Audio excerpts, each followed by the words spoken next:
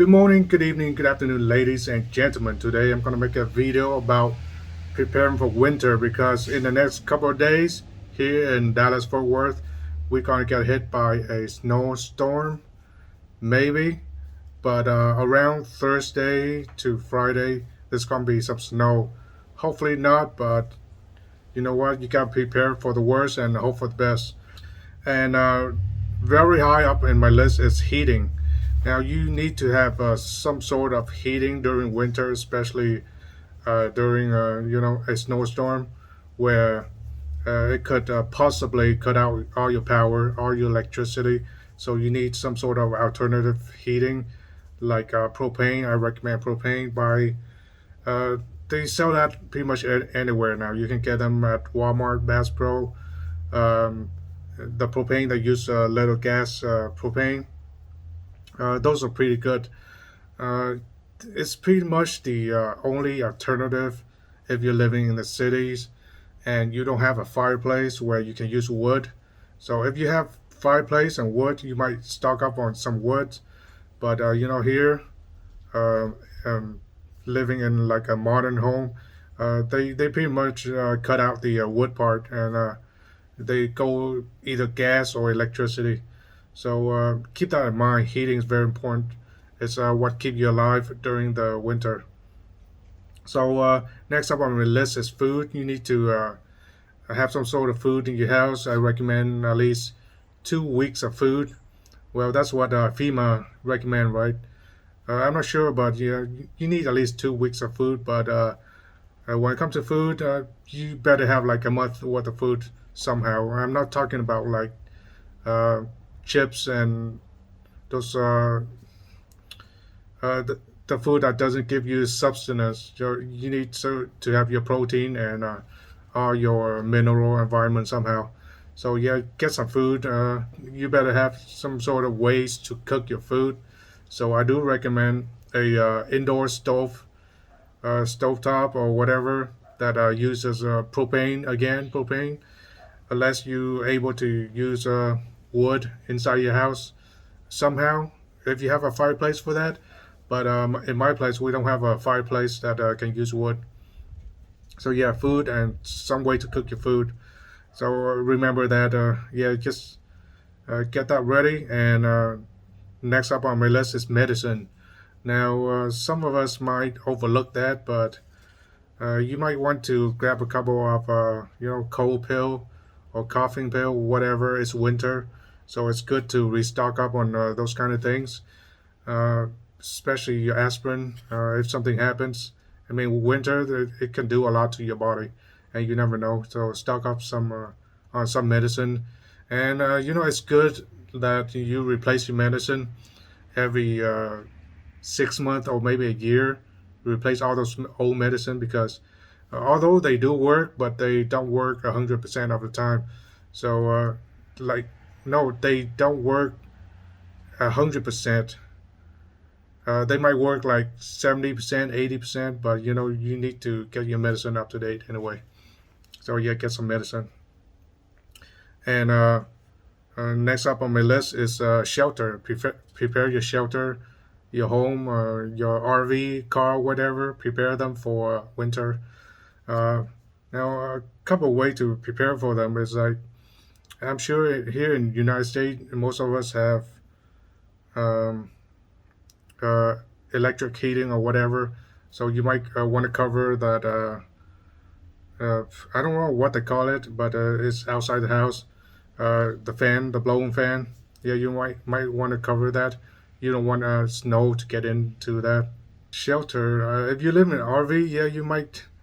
Well, you got more experience than I do, but prepare your RV or whatever for those kind of weather. Have some way to fortify your shelter. Get some, buy some warm blanket, more warm jacket or whatever. But you can only go so far with warm clothing and stuff. So make sure you got heating. That's number one priority. And next on my list is some sort of backup power, uh, gas or diesel. Now, if you have a generator, yeah, make sure you get some extra gas or diesel and put them your garage during winter. I do not recommend putting gas or diesel inside your house during the summer, but in the winter, if you put it outside, there's a chance it's gonna freeze up. So that's why during winter, just for a couple of days, a week, just put it inside your house so it doesn't freeze up, and so that you can use your backup generator. Now, I do not recommend you use your generator inside your house, so make sure it's outside. Have it somewhere laid out outside. Some people do put them in a garage, but then they close the garage. That's not good, because you're gonna get all those carbon monoxide inside your home. So that's not good. Put them in your backyard somewhere.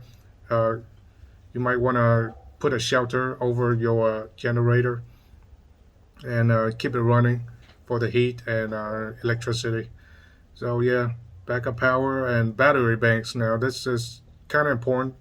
If you don't have a generator, make sure you have some banks for your electronics, laptop, phone, and stuff like that.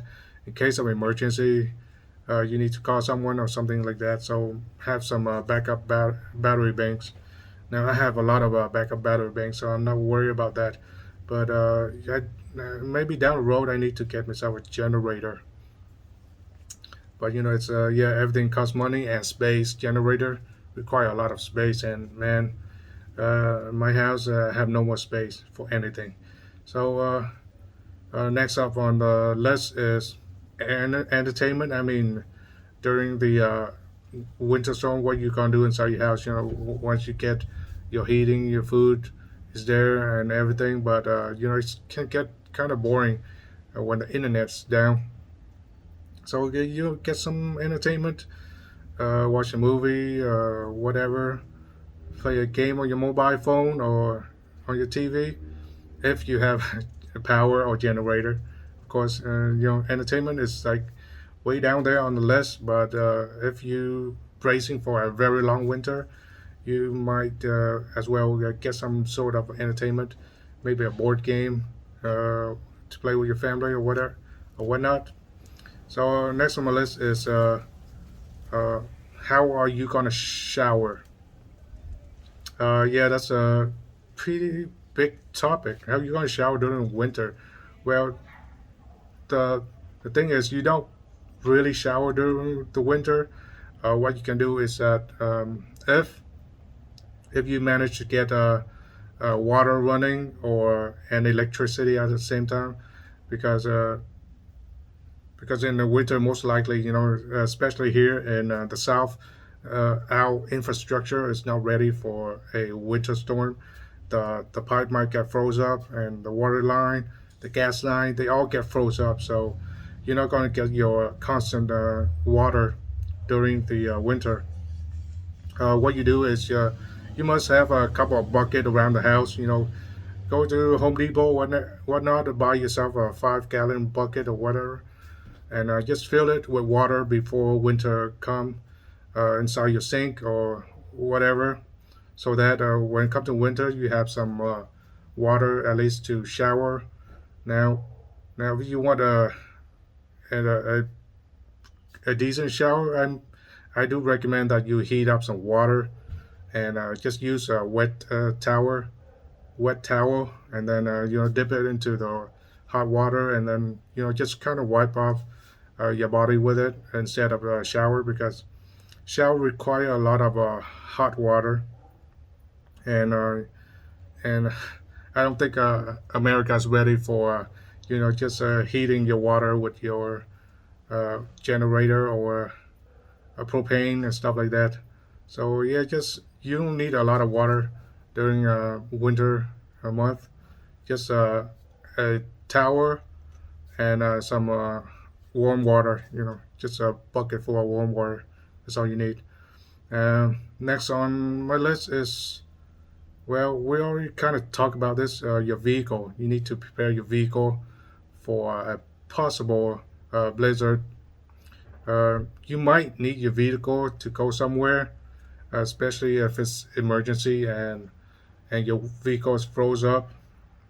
Well, there's no way to avoid a vehicle from freezing up unless you put them in your garage, but my garage is full of junks, and I can't fit any vehicle in there. So it's got to be stay outside, and pretty much every winter it froze up. Things uh, freeze. Well, you need some sort of a scraper for your car, and fill your fluid with some sort of antifreeze. All right, now if you're planning to take your vehicle anywhere during winter, you're gonna need some winter tire of some sort. And a lot of people in the south just not ready for that kind of things. The last winter, I drive around just to film drone footage for you guys. I don't have to, but in a way, I glad I did. But even during that time, my car kind of slid, both way. Even even if I make a complete stop, the wind could blow the car and push it up a little bit, and because it doesn't have a lot of traction. So what I recommend is you get some sort of traction for your tire.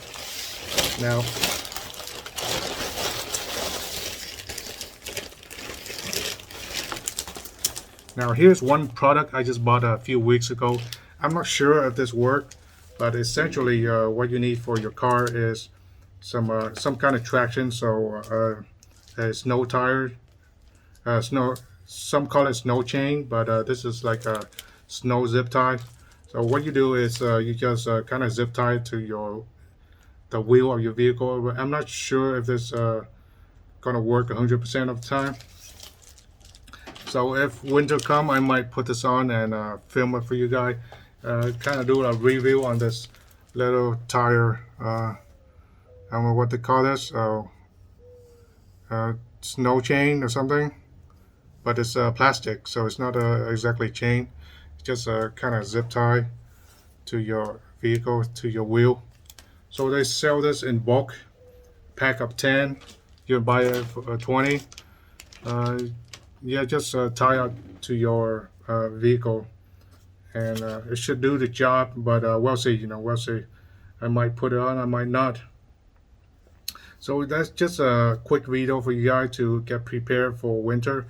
Especially those of you who live in Dallas Fort Worth, because it is coming during Thursday, maybe Wednesday night, very late, and into Thursday, into the weekend. So yeah, you might see some snow. I hope not. Well, it's just very weird every winter.